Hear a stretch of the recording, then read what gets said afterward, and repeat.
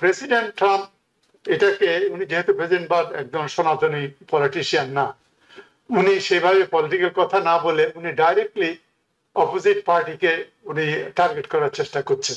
$400 million প্রতিদিন এটা খরচ, এটা একটা বিরাট ব্যাপার। এতে করে আমার বলতেছে যে জিডিপিতে 0.1% এফেক্ট হতে পারে।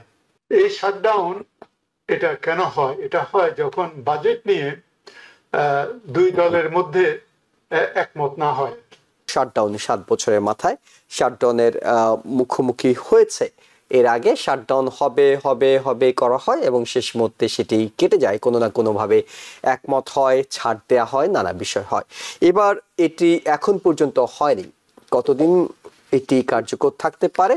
দুপক্ষ যেভাবে আপোষহীন অবস্থান নিচ্ছে তাতে আসলে অর্থনৈতিকভাবে কতটা নাজুক পরিস্থিতির দিকে চলে যাওয়ার আশঙ্কা রয়েছে বলে আপনার কাছে মনে হয়? আপনাকে অসংখ্য ধন্যবাদ।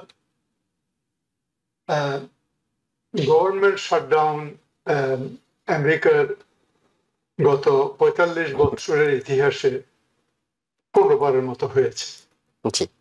এর মধ্যে প্রেসিডেন্ট রিগানের সময় হয়েছে প্রায় 8 বার। 1981 থেকে 1900 বর্তমান পর্যন্ত আর কি। গভর্নমেন্ট শাটডাউনের মধ্যে এটা একদিন থেকে 35 দিন পর্যন্ত ছিল। তবে দীর্ঘ শাটডাউন যেটা হয়েছে 35 দিন, সেটা হলে প্রেসিডেন্ট ট্রাম্পের 2018-2019 সালে সময় হয়েছে। তার সেকেন্ড লার্জেস্ট শাটডাউন হয়েছে প্রেসিডেন্ট ক্লিন্টনের সময় 1995-1996 সালে। আর প্রেসিডেন্ট ওবামার সময় 2013 হয়েছে 16 দিন। এই শাটডাউন এটা কেন হয়? এটা হয় যখন বাজেট নিয়ে দুই দলের মধ্যে একমত না হয়। তখন তারা যেহেতু ভোটে কংগ্রেসে যে দল থাকে সেই দল পাশ করলেও, যতবার শাটডাউন হয়েছে সবসময় কংগ্রেসে এক দল ছিল, কিন্তু সিনেটে গিয়া তাদের ডিফারেন্স হয়েছে। যেহেতু সিনেটে বাজেট পাশ হওয়ার জন্য 60টা ভোট লাগে, সেহেতু এটা সহজে পাশ হওয়া সহজ নয় আর কি। সুতরাং দুই দলেরই স্বার্থ, দুই দলেরই পয়েন্টগুলো এখানে বিবেচনায় নিতে হয়। এবার যেমন সিনেটে কংগ্রেসে পাশ করে দিলেও সিনেটে আপনার আরো 60টা ভোট ডেমোক্রেটদের পক্ষ থেকে পাওয়া সম্ভব। এই বাজেটে প্রায় $1.7 ট্রিলিয়ন ইনভলভড। এর মধ্যে যদিও আপনার যেই $37 ট্রিলিয়ন যেই আমাদের লোন আছে বা ডেট আছে, সেই ডেটের ইন্টারেস্ট পরিশোধ, মেডিকেয়ার, মেডিকেড এবং বিভিন্ন খাতে এটা আছে। তবে বাকিগুলো আদার প্রজেক্টের জন্য।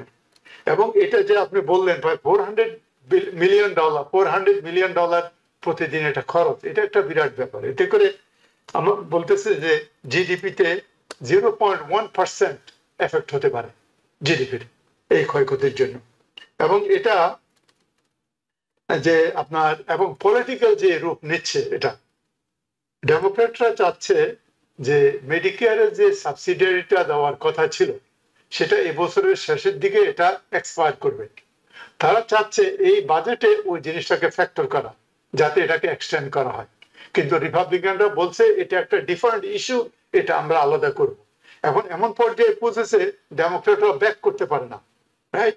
ওরা বলেছে সামনে আবার মধ্যবর্তীকালে নির্বাচন আসছে, কে কত পয়েন্ট গ্যাদার করবে, পিক করবে, ওটা নিয়েই ওনারা ব্যস্ত আছেন।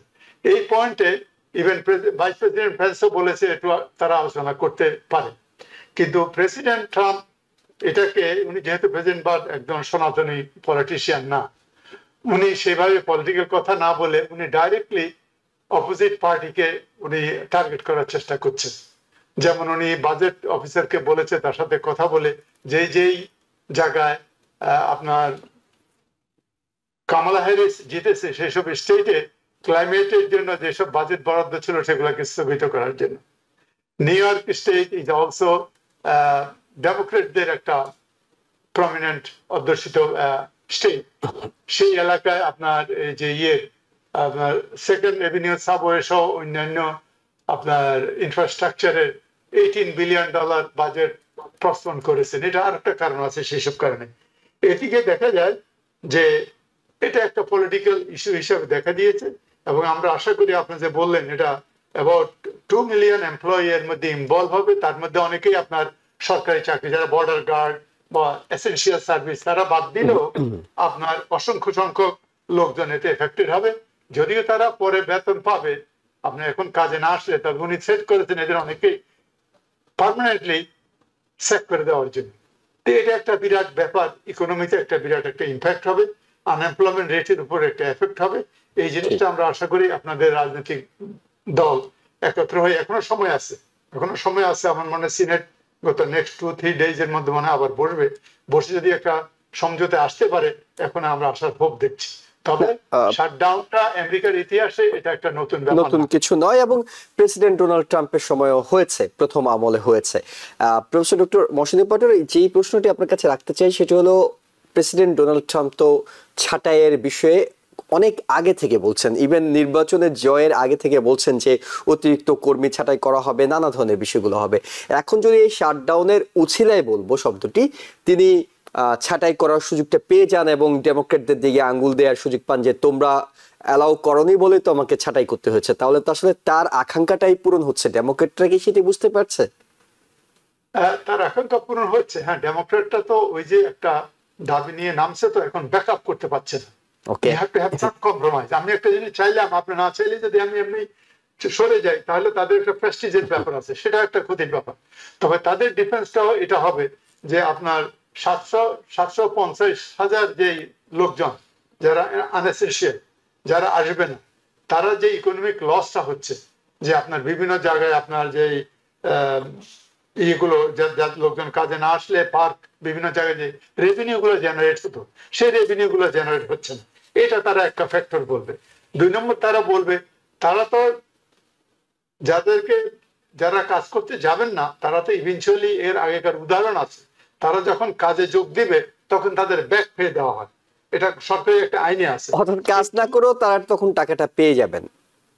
কিন্তু তাদেরকে যে ছাঁটাই করা, তাদেরকে পার্মানেন্টলি ছাঁটাই করা, এটার দায়িত্ব এটা ইয়েরা নিবে কেন, ডেমোক্রেটরা কেন নিবে? তারা বলবে এটা দায়িত্ব আমরা নিব না। ছাঁটাই করার দায়িত্ব সম্পূর্ণভাবে রিপাবলিকানদের উপরে যাবে, প্রেসিডেন্টের উপর যাবে। ছাঁটাই করার তো প্রশ্ন এখানে আসে না। কথা হলো, আপনি কাজে না আসলে আপাতত ফার্লাতে গেলেন, ফার্লাতে যাওয়ার পর যখন শাটডাউন বন্ধ হবে তখন তারা ফেরে আসবে। এখানে ছাঁটাইয়ের কোনো ব্যাপার না। তুমি এটা উসিলাতে নিয়ে যদি এটা করে, তাহলে এটা দায়িত্ব ওনাকে নিতে হবে। আপনার কি এটি মনে আছে যে প্রথম দফায় প্রেসিডেন্ট ট্রাম্পের সময় যখন শাটডাউনটা এরকম হয়েছিল, তিনি কি তখন সমঝোতা করেছিলেন? মানে কিভাবে এই শাটডাউনটা কেটেছিল সেটি কি আপনার মনে আছে? অর্থাৎ প্রেসিডেন্ট ট্রাম্প এবার সমঝোতা করবেন কিনা? জি, সমঝোতা একটা হয়েছিল, কারণ তখন ডেমোক্রেটরা কংগ্রেসে মেজরিটি ছিল। ওকে, তারা ওনাকে একটা করতে হবে, নতুবা এটা তো কতদিন চলবে? 35, the longest day already. American history, the longest 35 days of the longest shutdown in US history.